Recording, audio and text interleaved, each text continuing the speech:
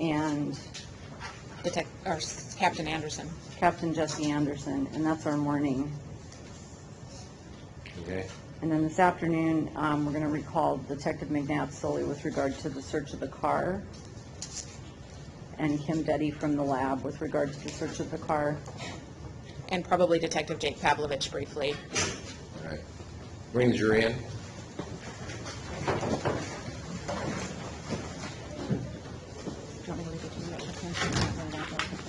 Yeah.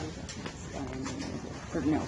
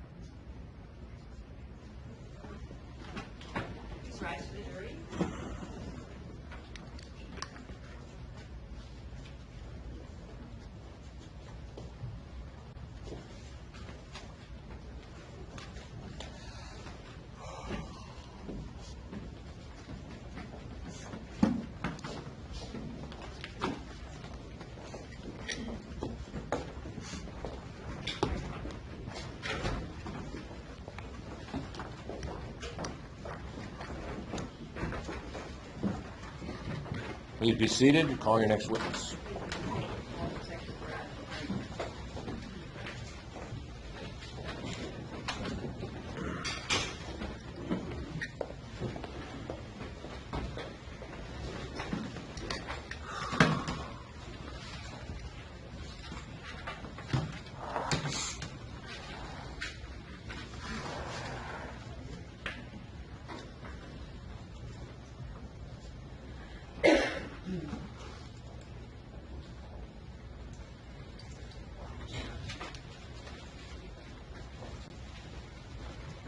Raise your right hand, please. Do you swear or affirm your testimony in this matter will be the truth, the whole truth, and nothing but the truth? I do. Be seated. Could you tell us your name and spell your last name, please? My name is Brad Pietz, P-I-N-C-E. And what is your occupation? I'm a Snohomish County Sheriff's Office Deputy Sheriff. Okay. And what do you do for Snohomish County as a deputy sheriff? I'm a detective in the Major Crimes Unit. How long have you been with Snohomish County? Almost 32 years now. And how long have you been on the Major Crimes Unit? Approximately 25 years. What do you do over those 25 years on the Major Crimes Unit? Our unit's responsible for investigating serious violent crimes that occur in unincorporated Snohomish County, including homicides, serious assaults. I'm also on a team that investigates officer-involved shootings and in-custody police injuries. We also deal with domestic violence follow-up and investigate missing person cases. Okay. Does Snohomish County include part of Linwood? Yes, it does. Were you assigned to follow up on a missing person complaint that had been filed by David Pietz on January 29th, 2006? I was. When that, let's just pull out our calendar so we have context here.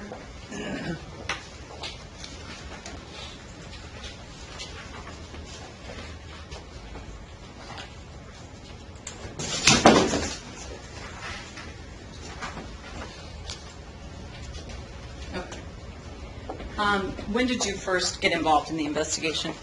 I got the case assigned to me on Tuesday, January 31st. Okay. And what did you do on that day? One of the first things I did is reviewed the parole officer's reports, and then I contacted Mr. Pietz and arranged for him to meet with me in my office, and I asked him to provide me with some photographs of his missing wife. And did he come to your office? He did. And was anyone with him? There were. Nicole Pietz's mother and father were with him. And Did you talk to him about what had happened the night of January 27th leading into the early morning of January 28th? I did. Did he talk about his marriage to Nicole? He did. What did he tell you? He said that their marriage was very sound. They got along very well. There weren't any problems in the marriage. He did tell me that there were some financial issues surrounding a new condo that they had just purchased, but it wasn't all that serious. And I should ask you, was this interview taped? It was not. Any particular reason why? Mostly because her parents were there, and you know, when I do a taped interview, it's one-on-one, and I was just gathering some initial information from him at that point. Okay, because at that point, it's a missing person report. Correct. Did he tell you about a call made by Nicole's cell phone to the 24-hour fitness facility in Seattle?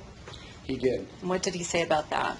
He said that the last outgoing phone call from her BlackBerry was made at approximately 11:50 AM or PM? a.m. Okay, on what date, do you remember? It would have been Saturday, I believe, the 28th. And what did he say about the call? Was it your understanding that he was working at the gym at the time? It was, yes. Okay, what did he say about that call? He did not talk to her. He believed that she just left him a message or something. Did he say whether he ever talked to the receptionist who would have taken the call?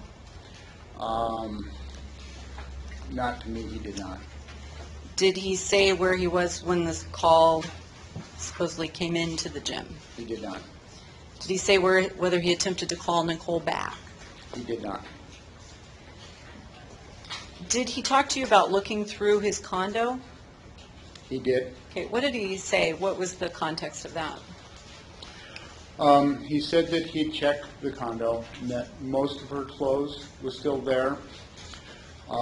He told me that he had found her wedding ring, and he said that she normally wears it anytime she goes out of the condominium. He said that her dental retainer was missing. He says that she normally just wears the retainer around the house, but would occasionally wear it if she was just running out for a quick trip to a store or something like that. Did he say anything about her jewelry outside the condo or inside the condo? Are you talking about the wedding ring? I'm sorry, with regard to what might be found. Okay, yeah, he did tell me that he believed that she had a belly button piercing, and that she should be wearing a white gold bracelet and a gold cross necklace. Did he describe the bracelet any more to you? I believe he referred to it as a tennis bracelet. I want to talk about something he reported to you related to a gasoline purchase in Kent. Do you remember that? I do. Okay, when did he tell you about that? After I finished my initial interview, Mr. Pietz and Nicole's parents left. Sometime that afternoon, a little later, he called me and told me that he had determined from his bank that a purchase had been made on, I believe, the 30th at 9:30 in the morning. And this purchase was with Nicole's debit card. Okay.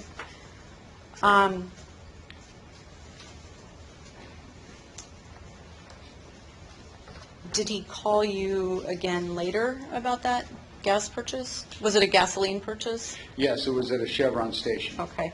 Why was he telling you about that? The information that the purchase was on the 30th. She had been missing since the 27th or 28th.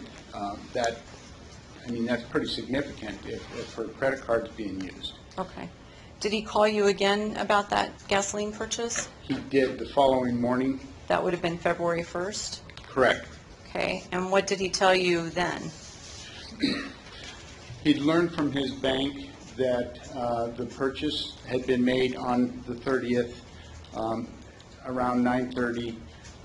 It was at a Chevron station, and he provided me with a receipt number that he was able to get from his bank. Okay, and did he give you the amount of gasoline that had been purchased, the cost amount? Yes, I believe it was $38.09. Okay. Then did he talk to you about it again? He did the following day. Okay, so that would have been February 2nd? Correct. And what did he tell you on that day? He called me back and he told me that he'd got some additional information from the bank, and he'd learned that the purchase that had been posted on the 30th had actually been made on the 26th. Okay. And the bank, At the Kent Chevron station. okay, the 26th being a Tuesday, Thursday, Thursday, the 26th? correct. Okay. And the bank just hadn't run it through until the 30th? That's the information I had, yes. Okay. So the 26th would have been a day or two before Nicole was reported missing, right? Correct. Did he at any time tell you about having been in Kent himself on the 26th? He did not. Did he ever tell you that he was the one who got gas at that Chevron gas station on the 26th? He did not. Did you continue to work the investigation? No, I was leaving on a pre-scheduled vacation. I turned it over to one of my coworkers in the unit. And when you returned, did you learn that Nicole's body had been discovered? Correct. When I returned from vacation, I learned that Nicole's body had been found in Keene County, and Keene County detectives were now in charge of the investigation. Okay. I could have just known. Nothing further. Ross?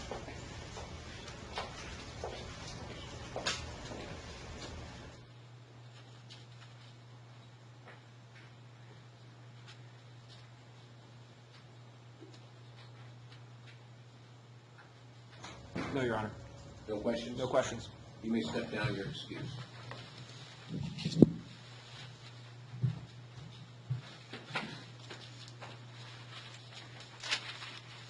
You may call your next witness. Correct. The state will call Michael Rogers.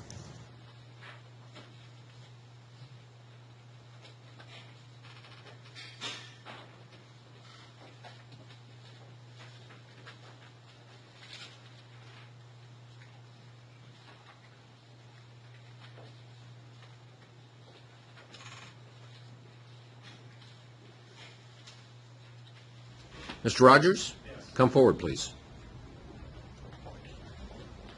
Raise your right hand.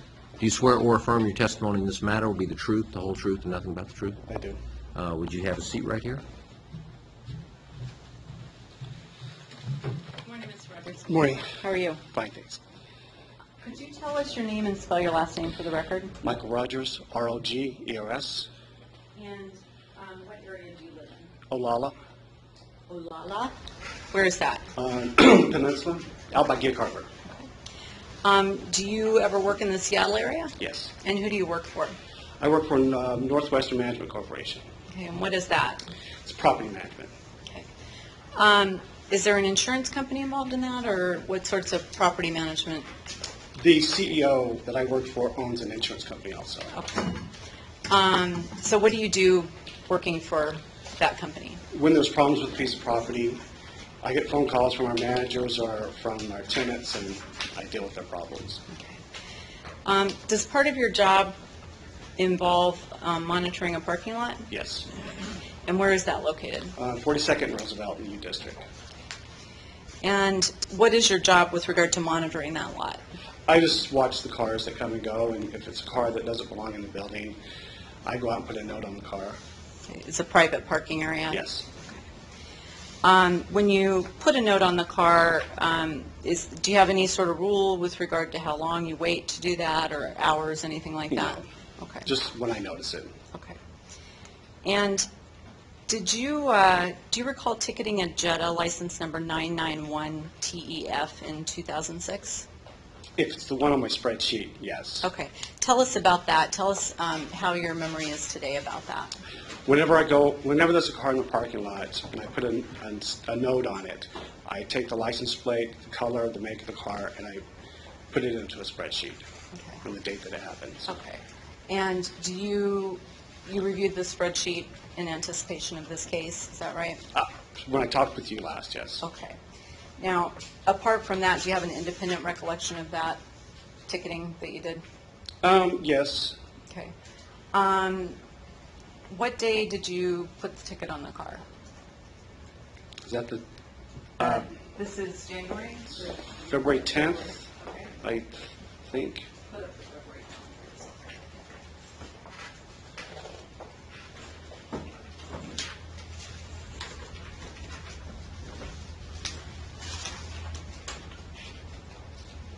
Okay, you get your bearings there. Yeah, it was 9th or the 10th. I can't remember the exact date, Thursday or Friday. Do you remember when you think that you first saw the car? I believe I noticed it on the 7th because there was a staff meeting for the insurance company, but I'm not sure because there were outside agents at the meeting, and there are cars that I didn't know. Right, okay.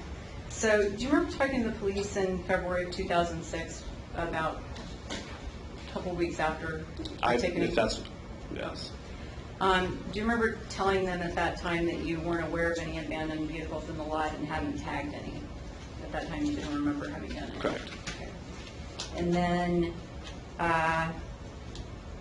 you had, I think, checked about the ticketing on the 10th, and you told them you weren't sure how long it had been there prior to that.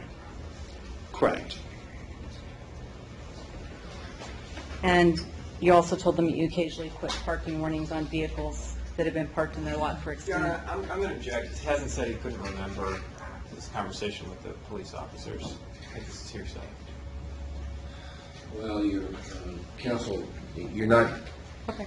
proceeding No, exactly according to ER 612. I'm trying to expedite it. I understand. I'll do that.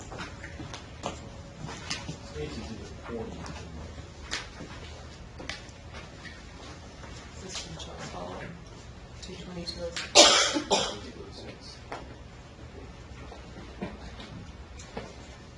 Mr. Rogers, I'm going to, well, first of all, let me ask you, would you say that your memory was fresher in 2006 than it is today? Well, of course. Okay. I'm going to hand you what's been marked State's Exhibit 40. Can I ask you to just take a look at the highlighted portions of that detective's follow-up regarding his interview of you and see if that refreshes your memory? Well, I've spoken to police. Hold on just a second. The only question at this point is, when reading that, whatever the portions are, does that refresh your memory as to the event she's questioning? Yes. All right. So have you read those highlighted portions? Yes. Okay. And having refreshed your memory with that, do you recall what you told Detective Crenshaw at that time about how long the car had been there? I had told him that I thought he'd been on Tuesday. There was a staff meeting, but I wasn't sure. Wednesday and Thursday, I know that it was there. I didn't go out and mark it because it was raining. Okay, Mr. Rogers, where does that show up in the police officer's report? I guess it doesn't. No, I'm asking you to refresh your memory with what you told the police officer in 2006.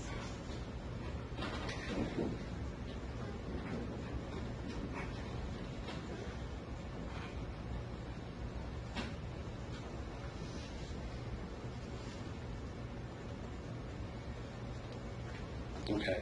Okay. Having refreshed your memory with that, what did you tell him in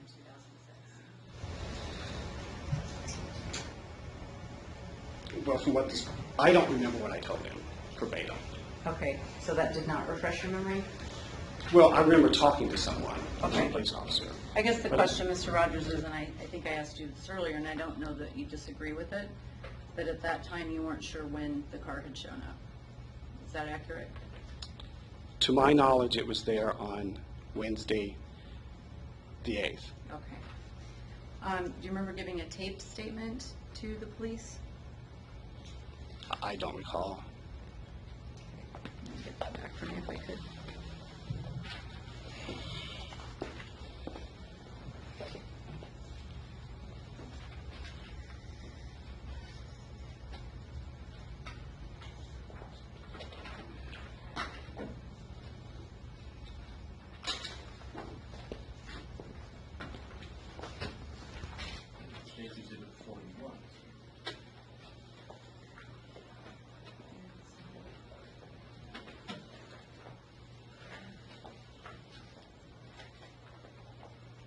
Can you explain the spreadsheet that you said that you've used most recently to help sort of remember when this happened? Is it something that you keep every time you tag a car? Yes. And when you reviewed it, you saw from the spreadsheet, I think you said that the car had been tagged on the 10th, right? And between then and the last time before that you had tagged the car, how much time had passed? I don't recall. Do you remember it being about a month? I don't remember. Does that sound like it could be possible? Anything could be possible. Okay. Well, let me ask you this. There's tell us about sort of the building that's next door, the apartment building. Okay. Sometimes, do you see cars from there? Yes. Okay. Tell us about that. How do you treat those? We own the building also. We owned the building at the time, and so there's 3 apartments in there, and sometimes the tenants would park in there during the day. I had to tell them they couldn't, but they were allowed to park there at night. Okay. So sometimes cars would show up and you would assume they were from the apartment building? I usually knew if it was one of the kids or not. Mm-hmm. Okay. But you wouldn't necessarily tag them? No. Right.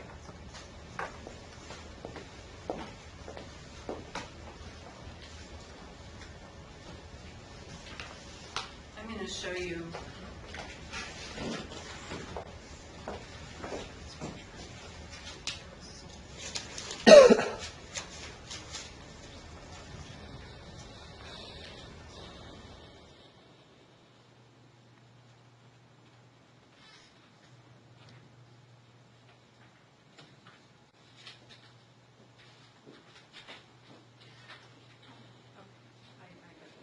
I'm sorry.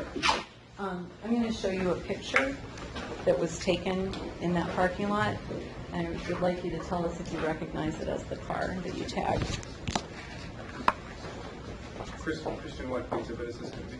This is the debtor recovery. It is number 39.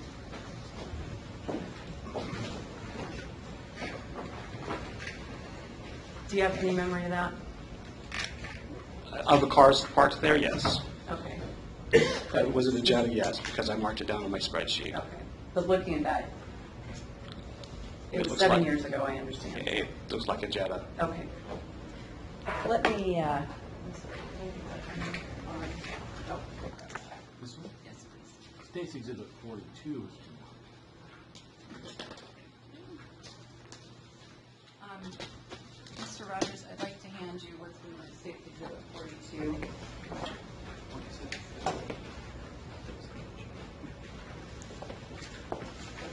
I'm going to hand you a pair of scissors. You could just cut it open and just take a look at what's inside and see if you recognize what it is.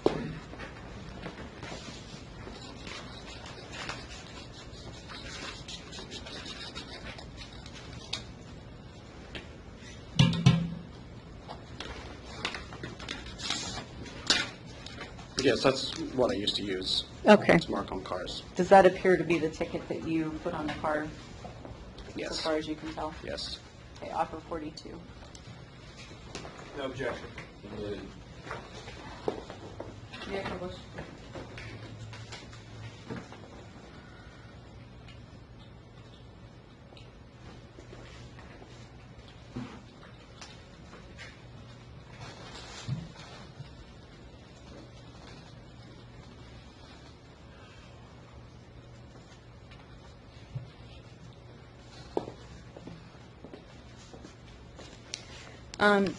Mr. Rogers, with regard to,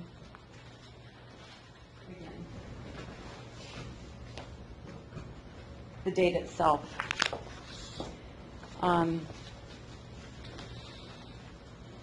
having told the detective in 2006 that it could have been there longer, would you agree with that statement today? Yes. Okay, thank you. I have nothing else. Ross? Mr. Rogers, one of your jobs, as you indicated on direct examination, is to watch over this parking lot and make sure that no unauthorized cars are there. Is that true? Correct. And you actually have an office in the building that's adjacent to this parking lot, correct? Yes. It's a parking lot with 12 spots in it. Is that true? Correct. And 9 of them are owned by your company. Correct. And 3 of them are owned by the PCC corporate offices, which are also in your building. Correct. So in terms of the spaces that you're watching over, there's only 9 spaces for you to watch over. Correct. And how many times a week are you in this particular office? 5 days a week. You're in there every 5 days a week. Yes.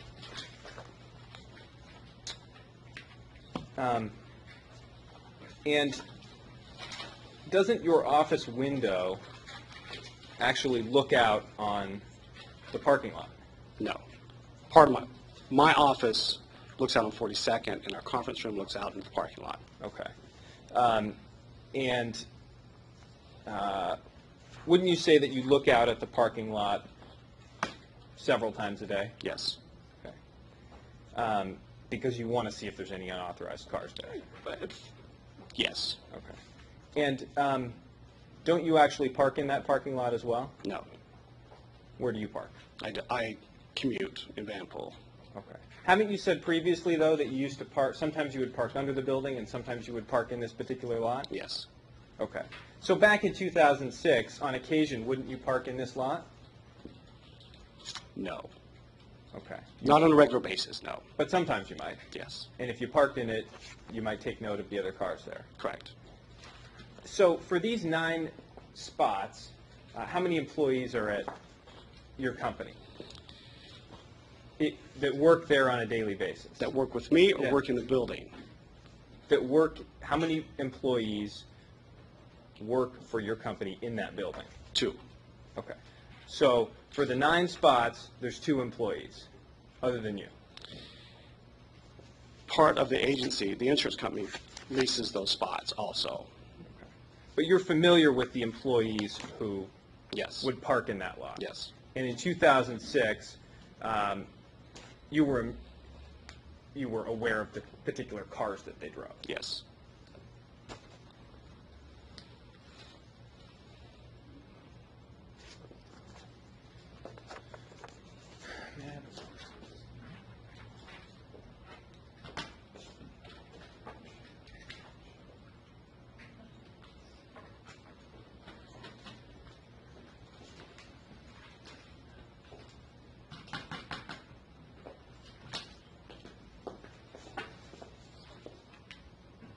Attendance Exhibit 43. Your Honor, may I approach the witness? May. Mr. Rogers, I'm handing you what's been marked as Defendant's Exhibit 43, which is a photograph. Do you recognize the view in this photograph? Yes. How do you recognize it? It's from my conference room. It looks out through those 2 parking lots in the gray house. And is it a view from the conference room in your office at Cedon Filer looking out over the parking lot where the Jetta was found? Yes. Is that a fair and accurate depiction of the view out your conference room in January and February of 2006? Yes. Your Honor, we would offer Defendant's Exhibit 43. No objection. May. Mr. Rogers, if you look at the photograph there, there's a gray sedan parked on the far side of the parking lot. Do you know where that sedan was with respect to the Jetta? It's 2 spots to the left. Okay. So the Jetta was 2 spots to the right of the gray sedan on the far side? Would be in between those 2 gray sedans? Yes. Okay. Your Honor, permission to publish Defendant's 43 to the jury? Can I make an inquire of counsel which gray sedan counsel is referencing? There's two. The question I was asking was about the one on the left. I guess maybe I'll ask another question. Mr. Rogers, I'm handing you back Defendant's 43. With respect to the parking lot, the parking spaces on the far side of the lot, which spot was the Jetta in? The second one from the brick building. Okay. Second from the right. Yes. And you can see that spot from your conference room window as depicted in this picture, Yes. correct? Where I'm going to publish 43 to the jury as indicated.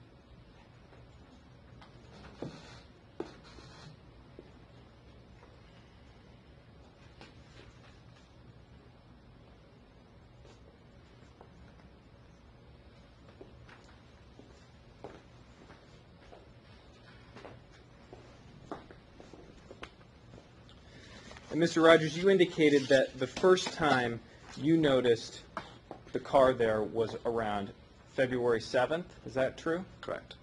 And the reason you noticed it was because there was some type of meeting there on the 7th, and you looked out to see employees' cars there? I had came in early because they were having a staff meeting to open the conference room, and I noticed the car was out there.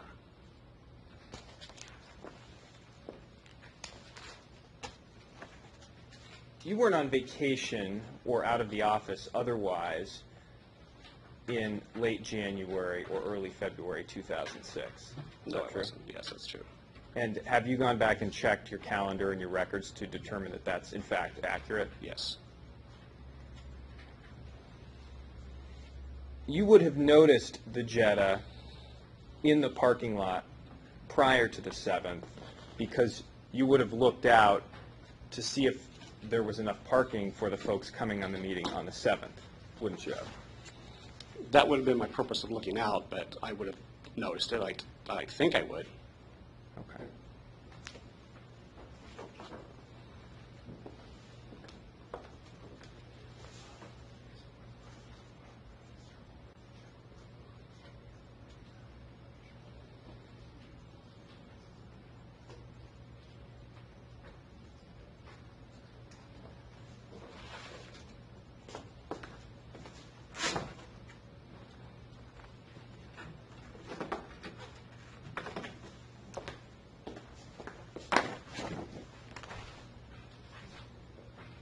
Your Honor, may I approach the witness?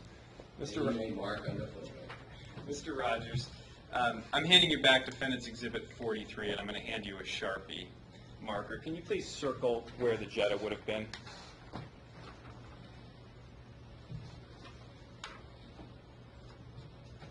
Thank you, Your Honor. I'm going to publish this to the jury with permission.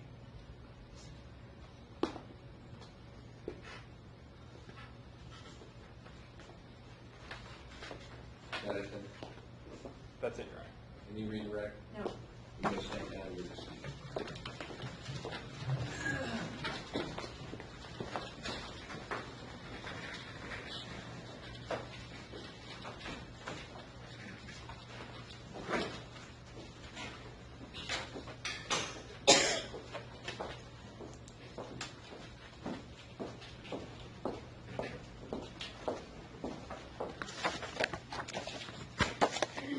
State calls Captain Jesse Anderson.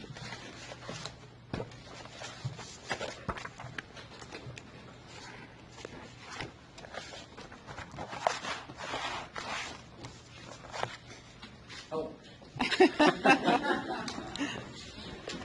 Flew to foot. Do you swear or affirm your testimony in this matter will be the truth, the whole truth, and nothing but the truth? I do. Be seated. Thank you. Good morning. Good morning. Can you state your name and spell your first name and your last name? It's Jesse Anderson, Jesse, Anderson. And what is your current occupation? I'm a captain with the King County Sheriff's Office, How long have you been with the King County Sheriff's Office? about 22 and a half years. And what various duties have you held over those 22 years?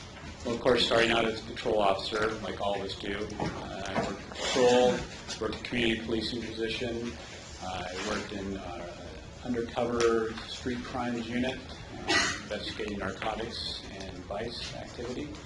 I went into the special assault unit, investigating sex crimes and child abuse. Then became a major crimes detective. I spent 5 years as a major crimes detective, and then was promoted out of there as a sergeant. And then went out and did some work out in the field. We always start out at the field working patrol. and made my way back into criminal investigations, worked a series of different units that were subsequently shut down due to budget cuts.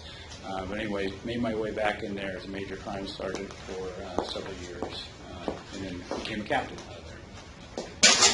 Where are you captain at? The Metro section. Do you recall what job you held for King County in February of 2006? Yes, I was a major crimes detective. And do you recall responding to a scene where a body had been found, the body of Nicole Pietz? I did. Do you know what date that was? Just look at my calendar for my notes here real quick, just to make sure. February 6, 2006.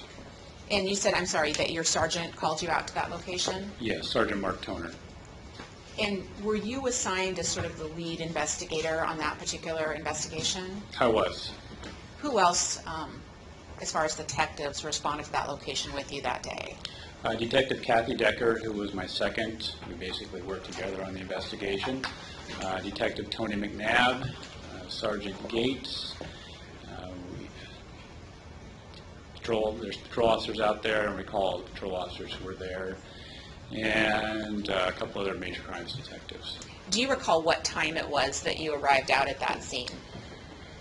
And it looks like you're looking at your report. Did you do a report I of the did. work you did in this investigation? Yes. For the record, I'm going to mark this and make sure this is the same thing we're looking at here.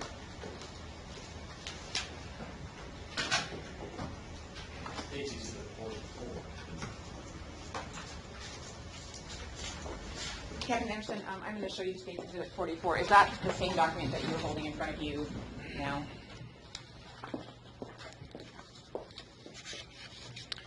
I'm actually looking at my original follow-up. You have a follow-up supplemental on top, but yes, Will you just I have both documents in here that are the same. just flip through and make sure that Exhibit 44 appears to be your follow-up and reports from this case? Okay.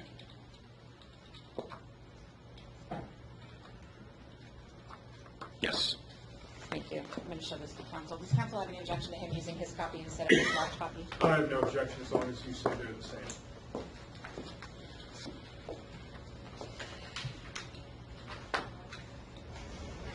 While council's looking at that, can you refer to your report and let me know what time you believe you responded to that location that day? Yes, it was 1:40 p.m. Okay.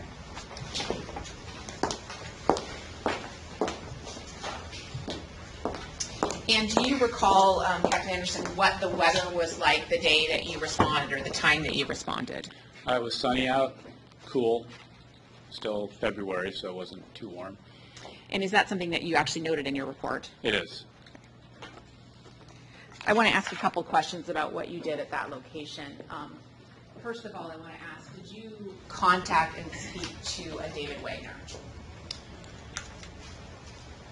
I don't, Feel free to look at your report if you would like to. I will. I'll see if I can find the right page.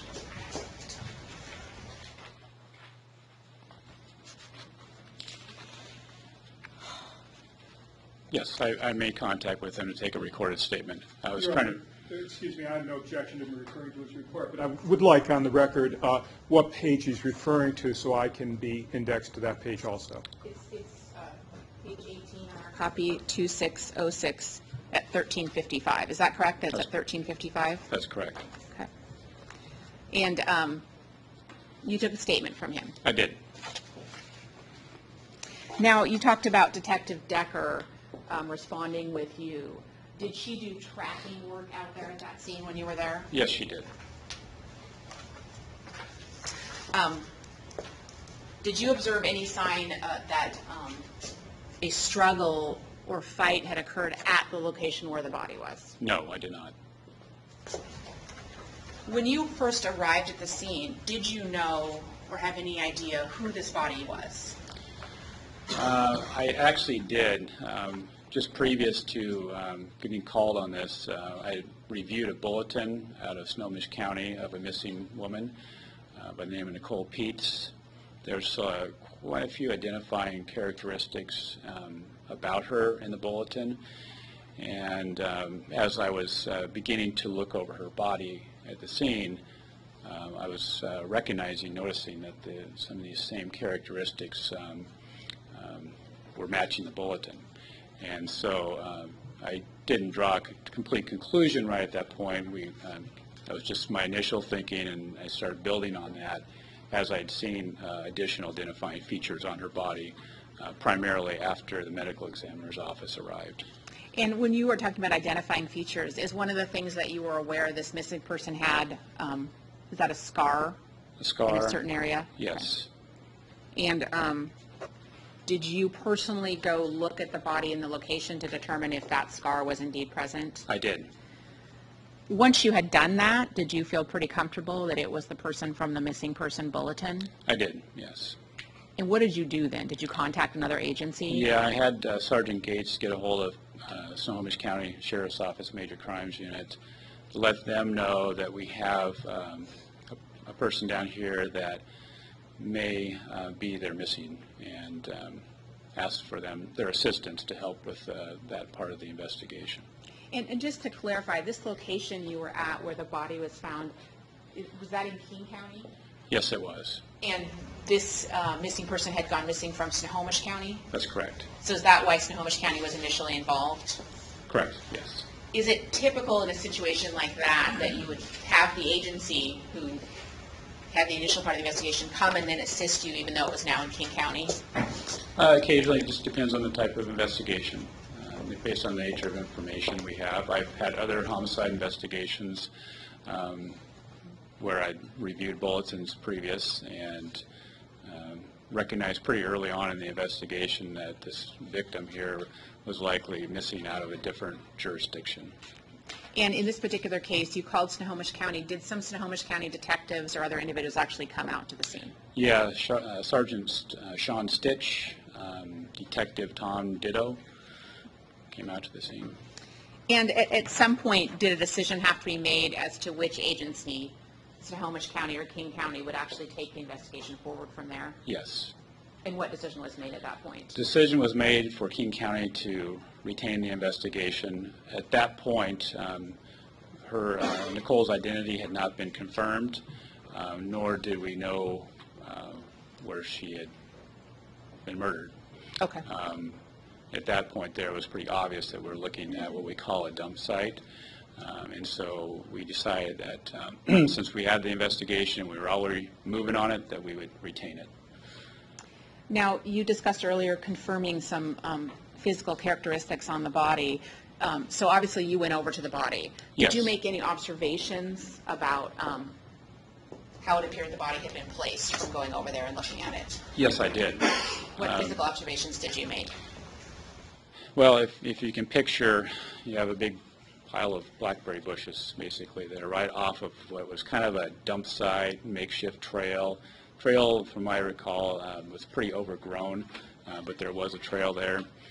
So blackberry vines spread out everywhere, and it appeared that her body was actually placed there, not drugged and left there. And the reason I drew this conclusion was basically because the blackberry vines were coming over the top of her body. If she had been dropped there, thrown there, or drugged there, they'd be underneath her body. So it appeared to me that she had been placed there, set down, underneath the vines, kind of a underneath the vines type of positioning, and the vines, like I said, were draped over her body. Her hands and arms were draped over her chest area, and her legs were together to the side. She wasn't posed in any way, in any sexually explicit type of way, but it was very clear to me, just my observations there, that she was just placed there and left.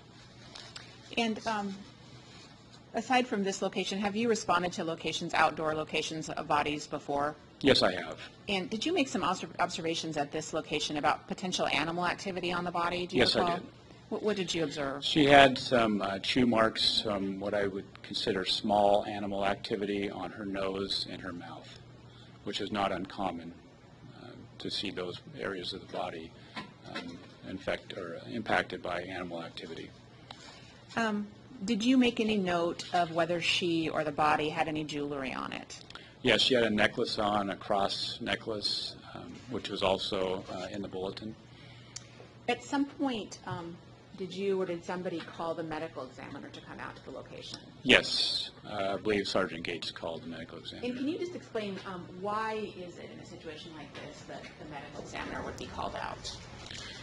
The medical examiner is always called on a death, unattended death in King County, and whether it's a natural death, homicide, accident. Based on what we had there, this was not a natural death. This did not appear to be an accident, and so they would respond to the scene. They always respond on any type of homicidal violence. And so, yeah, that's why they came out. And ultimately, is it the medical examiner who took the body away from the location? Yes, it is.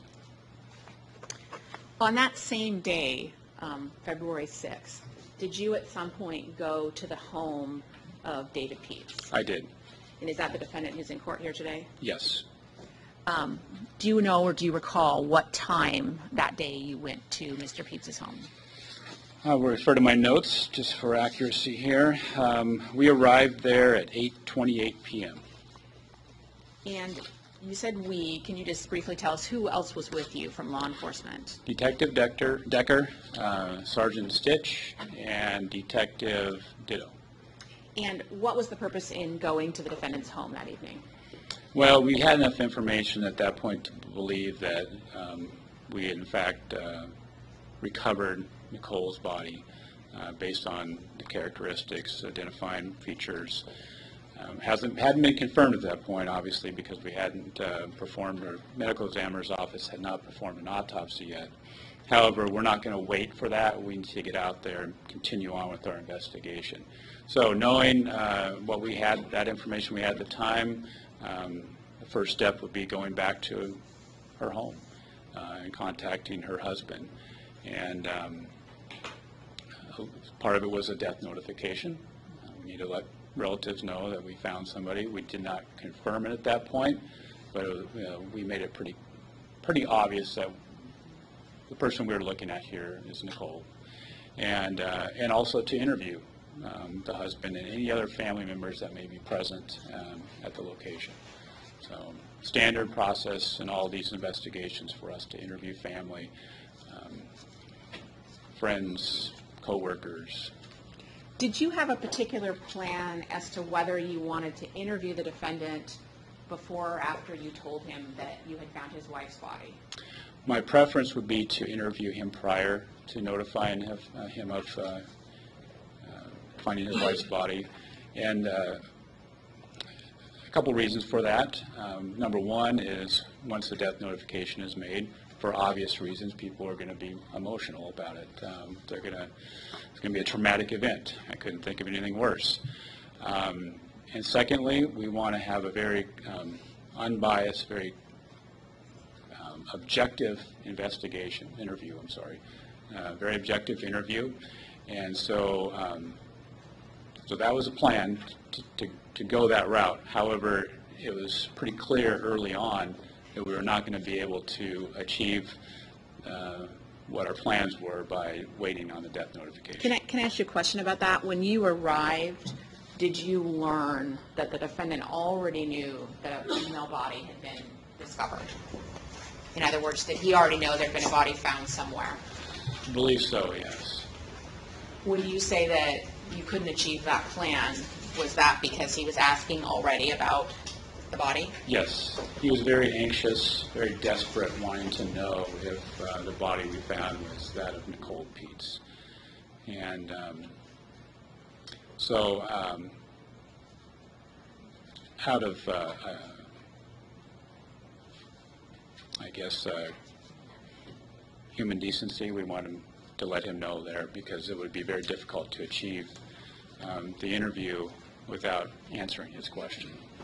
So let me ask, before we get into that, who else was there with the defendant, if you recall, when you got to his home that night? His father was there. So did you notify him that it was Nicole's body before taking a statement? Yes. And what was his reaction when you did that? He appeared to be very emotional, as if he was crying. He made a comment that he was feeling sick and that he went to the bathroom, presumably feeling like he was going to vomit. Do you know if he actually vomited? I don't know. And you made a comment, something, it didn't sound like you said he was crying. Was he crying? Well, he had the appearance of crying, but I didn't see the tears coming out. Did you, at some point, begin to take a statement from him? I did, A taped statement? a tape statement. And do you recall what time that taped statement started? Well, my notes indicate 20:34, which is 8:34 p.m. However, looking back at it, I think I transposed the 3 and the 4 on my report. The actual start time would have been 8:43 And p.m. I'm going to show you, Captain Anderson, what's been previously marked as State's Exhibit 37 and identified as the transcript from that interview. Okay. Hand that to you for a moment. Do you routinely put the time on the recording when you begin an interview? I do, And does that confirm that indeed you started it at 8:43? yes. Okay, thank you.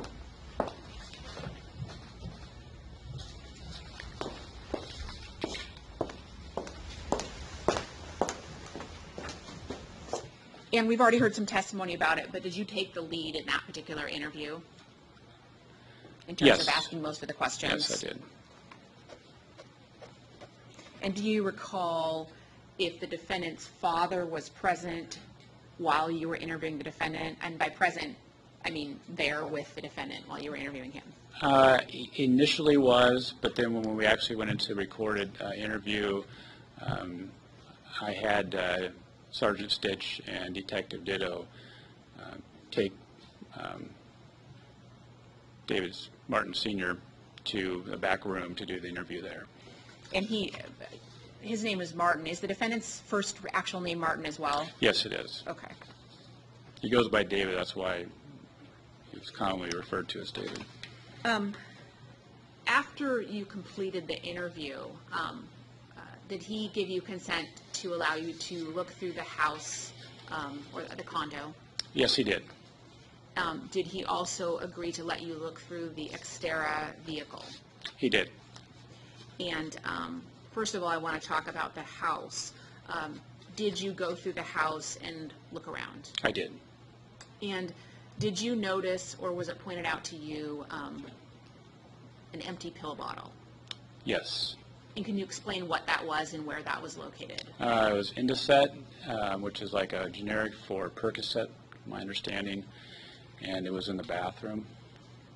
And do you recall if you just found it on your own, or had that been brought up by the defendant earlier? It was brought up during the interview about her prescription medication usage. Going back to the bathroom again, was there anything else you noted in the bathroom regarding something of Nicole's, such as jewelry? Yes, her wedding ring, or presumably her wedding ring, was identified by Mr. Pietz, was on top of like a jewelry cleaning solution on the bathroom counter. Were some photos taken as you and the others were going through the house? Yes. Your Honor, I'm going to offer some photos. If you'd like to take the morning break now, I can do that after, if that works. We'll do that.